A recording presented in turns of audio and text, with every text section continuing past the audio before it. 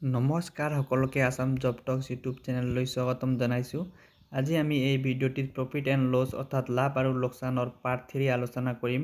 ইয়াৰ পূৰ্বতে মই ইয়াৰ পাৰ্ট 1 আৰু পাৰ্ট 2 আলোচনা কৰিছোঁ। যদি তোমালোকে সেই পাৰ্টকেইটা চোৱা নাই তেন্তে প্ৰথমে সেই পাৰ্টকেইটা চাই ল'বা, তেতিয়াহে এই পাৰ্টটো ভালদৰে বুজি পাবা। মই এই মেথছকেইটা কোনো ফৰ্মুলা নোহোৱাকৈ শ্বৰ্টকাটত কৰি দি আছোঁ। যিবোৰে মেথছ ভালকৈ নাজানা সেইবোৰেও এই মেথছকেইটা পাৰিবা। এই কুৱেশ্যনকেইটা আসাম পুলিচ ABUBৰ কাৰণে খুবেই ইম্পৰ্টেণ্ট। চ' বন্ধু বান্ধৱীসকল পলম নকৰাকৈ আজিৰ এই ভিডিঅ'টি আৰম্ভ কৰোঁ। আজি ভিডিঅ'টিৰ প্ৰথম কুৱেশ্যন হ'ল, এটা বস্তুৰ 13% লোকচান আৰু 15% লাভৰ মাজত 63 টকাৰ পাৰ্থক্য হ'লে বস্তুটোৰ কিনা দাম হ'ব, মানে কিনা দাম ওলাবলৈ দিছে। এতিয়া মনত কৰিবা, এটা বস্তু 30% লোকচান মানে তোমালোকে কি কৰিবা, তাৰ পৰা 100 পৰা কি মাইনাছ কৰি দিবা। তো 100 পৰা 13% মাইনাছ কৰিলে কিমান হ'ব? 87 হ'ব। নিশ্চয় বুজি পাইছা। তাৰপিছত কি 15% লাভ বুলি কৈছে। তো 100 পৰা 15 প্লাছ কৰি দিলে কিমান হ'ব? 115 হ'ব। নিশ্চয় বুজি পাইছা। লোকচান মানে মাইনাছ কৰিবা 100 লগত 100 পৰা, আৰু লাভ বুলি ক'লে 100 লগত প্লাছ কৰি দিবা। এতিয়া চাবা, এই দুটাৰ মাজত পাৰ্থক্য কিমান হৈছে?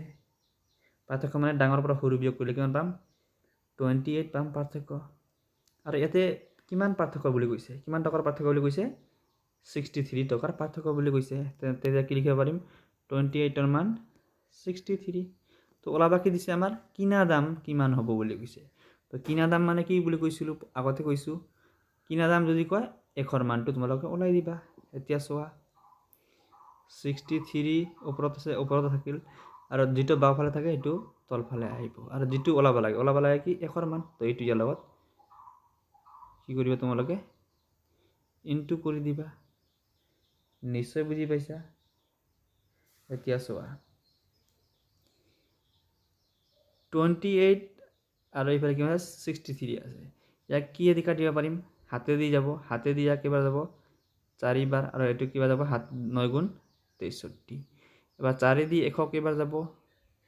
25 বাৰ। এবাৰ 9 পূৰণ 25 কৰি দিলে হ'ল। 9 পূৰণ 25 কৰিলে কিমান পাম? 5 9 গুণ 45, আৰু 9 2 গুণ 18, আৰু 18 4 কিমান হ'ব? 22। তো ৰাইট এনচাৰ হ'ল 225। অপশ্যন বিটো ইয়াৰ ৰাইট এনচাৰ। নিশ্চয় বুজি পাইছা। এতিয়া নেক্সট কুৱেশ্যন যেতিয়া কৰিম আৰু ভালকৈ বুজি পাবা। চোৱা, নেক্সট কুৱেশ্যন কি কৈছে?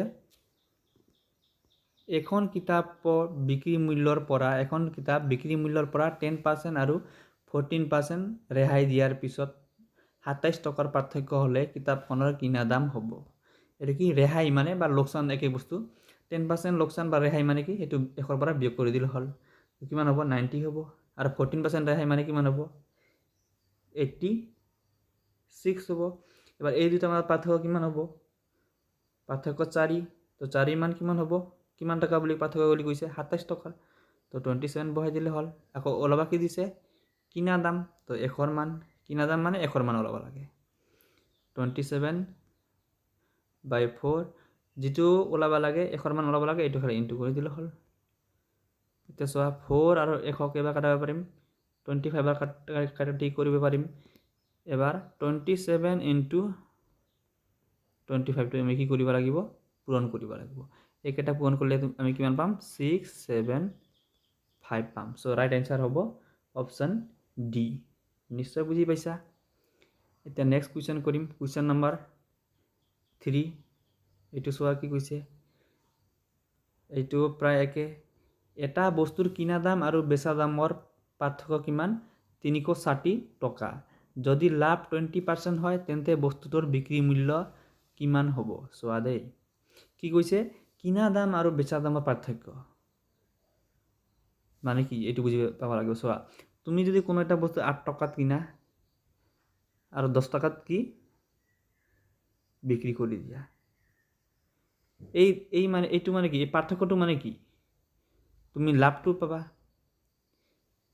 হয় নহয়? কিনা দাম আৰু বেচা দাম পাৰ্থক্য মানে কি? লাভ হয়। নিশ্চয় বুজি পাইছা। তো নিশ্চয় বুজি পাইছা, কিনা দাম আৰু বেচা দামৰ পাৰ্থক্য মানে কি? এইটো কি বুজায়? লাভটোক বুজায়। তো লাভ কিমান দিয়া আছে পাৰ্চেণ্টত 20% দিয়া আছে তো 20%ৰ মান কিমান বুলি কৈছে পাৰ্থক্য কিমান 360 নিশ্চয় বুজি পাইছা এইটো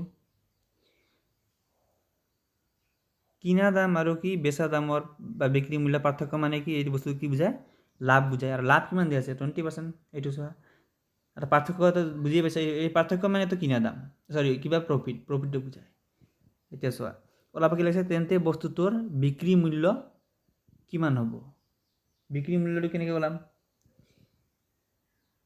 20% লাভ বুলি কৈছে বস্তুটোত 20% লাভ মানে কি 120 টো তোমালোকে ইয়াত ওলাই দিলে হ'ল 120 টো ওলাই দিলে হ'ল তো চোৱা 360 by 20 into 120 কৰি দিলে হ'ল এইটো 0 আৰু এইটো 0 কেনসেল 2 দি 12 কেলে কাটিব পাৰিম 6 বাৰ তো এতিয়া 360 into কি 6 কৰি দিলে হ'ল 0 আছে 0 বহাই দিলে 6 গুণ 36 6 আর 3 থাকিল 6 3 গুণ 18 18 3 কিমান হ'ব 21 সো ইয়াৰ আনসাৰ হ'ব 2160 নিশ্চয় বুজি পাইছা এতিয়া চোৱা নেক্সট কোৱেশ্চনটো এইটো চালে ক্লিয়াৰ হৈ যাব 4 নম্বৰত কি কৈছে চোৱা এক মিনিট 4 নম্বৰটো চোৱা কিনা দাম আৰু বেচা দামৰ পাৰ্থক্য কিমান 210 টকা বুলি কৈছে যদি লাভ শতাংশ 20% 25% হয় তেন্তে বস্তুটোৰ কিনা দাম কিমান হ'ব এবাৰ চোৱাতে কিনা দামটো ওলাবা দিছে এটাতো বুজি পাইছা কিনা দাম আৰু বেচা দামৰ পাৰ্থক্য কিমান 210 যদি লাভ 25% মানে কিনা দাম আৰু বেচা দামৰ পাৰ্থক্যটো কিমান লাভ বুজায় তো লাভ কিমান দিয়া আছে 25 আৰু কিনা দাম আৰু বেচা দাম পাৰ্থক্য মানে তো কি লাভ তো এটো 25 ৰ মান কিমান হ'ব 210 নিশ্চয় বুজি পাইছা তো বস্তুটোৰ কিনা দাম ওলাবা দিছে এবাৰ বেচা দাম নহয় কিনা দাম মানে কি 100 বুলি কৈছিলো এতিয়া চোৱা 210 by 25 into 100 কৰি দিলে হ'ল 25 দি 100 কিবা কাটা কৰিব পাৰিম 4 বাৰ এতিয়া 210 পূৰণ 4 কৰিলে কিমান পাম 4 0 গুণ 0 4 গুণ 4 আৰু 4 2 গুণ 8 তো কিমান হ'ব 840 ৰাইট এনসাৰটো হ'ব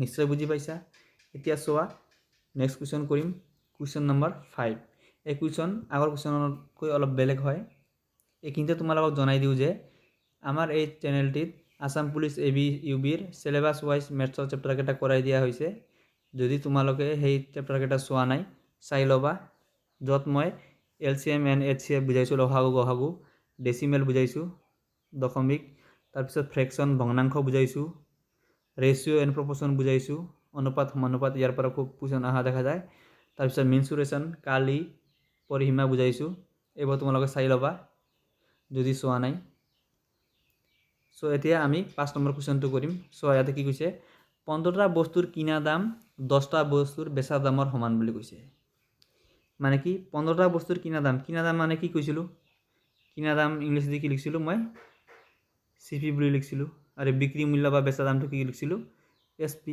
সেলিং প্ৰাইস বুলি কয় তো 15 সিপি মানে কি 15টা বস্তুৰ কিনা দাম কাৰ সমান বুলি কৈছে 20টা বস্তুৰ বেচা দাম মানে কি এসপিৰ সমান বুলি কৈছে এতিয়া চোৱা এই 15 আৰু 20 কি দি কাটাকাটি কৰিব পাৰিম 5 দি কাটাকাটি কৰিব পাৰিম 3 বাৰ যাব ইয়াক 5 দি আৰু ইয়াক 4 বাৰ যাব এতিয়া চোৱা এটা থাকিল কি সিপি আৰু এই এসপি টো এফালে লৈ আলে কি হ'ব হৰণ হ'ব এসপি তো ইফালে কি 4 টো অলৰেডি আছে 4 এটো 4 লিখি দিলু আৰু 3 টো এফালে পূৰণ হৈ আছে ইফালে গলে কি হ'ব হৰণ হ'ব তো সো এটা কি ওলাব লাগিছে লাভ শতাংশ ওলাব দিছে বস্তু এটা কি 4 টাকাত সরি এটো কি লোকস ঠিক আছে লোকসান শতাংশ হ'ব লাগিছিল এডুকেশনটো অলপ ভুল হৈছে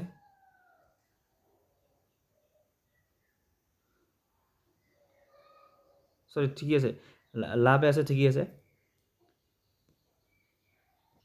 এক মিনিট কোৱেশ্চনটো মই লিখ কিবা বহুতে ভুল হৈছে চোৱা কি কৈছে 15 সিপি কিনা দাম বুলি কৈছে তারপরে কি 10টা বস্তুর বেচা দাম কৈছে মই 10টা ঠাইত কিমান লিখিছিলো 20 বুলি লিখিছিলো এতিয়া চোৱা সিপি আছে এফালে আনলো সেলিং প্ৰাইসটো আনলো এবাৰ চোৱা ইফালে কি আছে 10 আছে 10 লিখি দিলো ইফালে 15 আছে 15 টো তলত লৈ আহিলো এতিয়া চোৱা 10 দি পাছে দিকে কিবা যাব দুইবাৰ আৰু ইয়াক 15 যাব তিনিবাৰ চোৱা বস্তুটো সিপি কিমান 2 মানে 2 টকাত কিনি 3 টকাত বিক্ৰী কৰিছে তো লাভ কিমান হ'ল 1 টকা লাভ হ'ল তো লাভ শতাংশ ওলোৱা সূত্ৰ কি আছিল ওপৰত লাভ আৰু তলত কিনা দাম কিমান CP 2 এবাৰ ইনটু কি আছিল 100 আছিল নিশ্চয় বুজি পাইছা এবাৰ 2 দি 100 কাটিলে কেইবাৰ যাব 50 বাৰ যাব তো ৰাইট আনসাৰ হ'ল কিমান 50% ইয়াৰ কি লাভ শতাংশ হ'ল নিশ্চয় বুজি পাইছা সো ইয়াৰ ৰাইট আনসাৰটো কোনটো হ'ব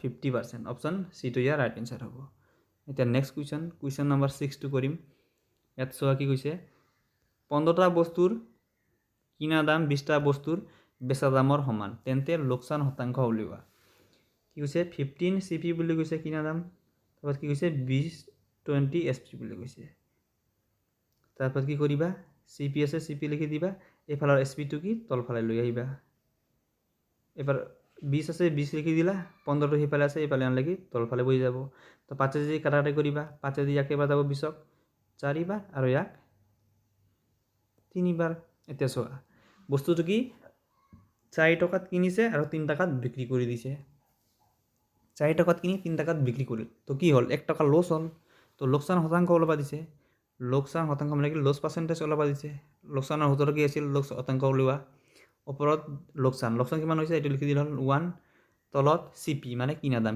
কিমান আছে 4 তাৰপৰ ইনটু 100 কৰি দিল হ'ল তো 4 দি 100 কেবাৰ যাব 25 বাৰ যাব সো ৰাইট আনসাৰ কি হ'ল 25% সো ইয়াৰ ৰাইট আনসাৰ হ'ব অপচন A টো ইয়াৰ ৰাইট হব নিশ্চয় বুঝি পাইছা এতিয়া আজি ভিডিওটি অন্তিম কোৱেশ্যনটো কৰো ইয়াতে কি কৈছে চোৱা 42 মিটাৰ কাপোৰ বিক্ৰী কৰি 7 মিটাৰ কাপোৰৰ বিক্ৰী মূল্যৰ সমান লাভ হয় তেন্তে লাভ শতাংশ হ'ব এই ধৰণৰ কোৱেশ্যন যদি আহে তোমালোকে কি কৰিবা 42 মিটাৰ মানে তুমি কি ধৰিবা ইয়াক 42 মিটাৰ কাপোৰৰ দাম কিমান হ'ব তোমালোকে 42 টকা বুলি ধৰিবা 42 কি টকা হল এটো কি বিক্ৰী কৰিছে মানে এটো কি সেলিং প্ৰাইস দে তাৰপৰ কি কৈছে লাভ কিমান হৈছে বলে 7 মিটাৰ কাপোৰৰ বিক্ৰী মূল্যৰ সমান কি লাভ হৈছে মানে লাভ কিমান হল 7 টকা ইয়াৰ কি হৈছে লাভ হৈছে নিশ্চয় বুজি পাইছা এখিনি কি ইয়াৰ লাভ হৈছে মানে প্ৰফিট হৈছে নিশ্চয় বুজি পাইছা তো ওলাবা কি তেন্তে লাভ শতাংশ ওলাবা লাগে বুলি কৈছে লাভ শতাংশ মানে প্ৰফিটৰ পাৰ্সেন্টেজ ওলাবা লাগে মানে ওপৰত প্ৰফিট পাৰ্সেন্টেজ মানে কি ওপৰত কি প্রফিট কিমান হৈছে 7 টকা বুলি কৈছে 7 লিখি দিলু তো তলত কি হ'ব CP মানে কিনা দাম সোয়া 42 টকাত বিক্ৰী কৰাৰ পিছত